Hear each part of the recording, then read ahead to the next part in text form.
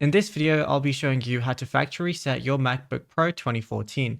It's a very simple method, so if you find this video helpful, be sure to drop a like and subscribe. Anyways, getting into it, what you want to go ahead and do once you're on your MacBook page is go to the top left where you're going to see your Apple icon. So go ahead and click on that and you're going to see a lot of different options here. So you just want to go over to System Settings like so. And it kind of works generally the same as however you would do it on an iPhone or something like that, if you've ever factory reset one of those. But all you want to do is go to your General tab, which is right under Battery. And then from here, scroll down and right at the bottom, you're going to see an option where it says Transfer or Reset. So go ahead and click on that. Now, what you want to do is you're going to see an option where it says Erase all content and settings.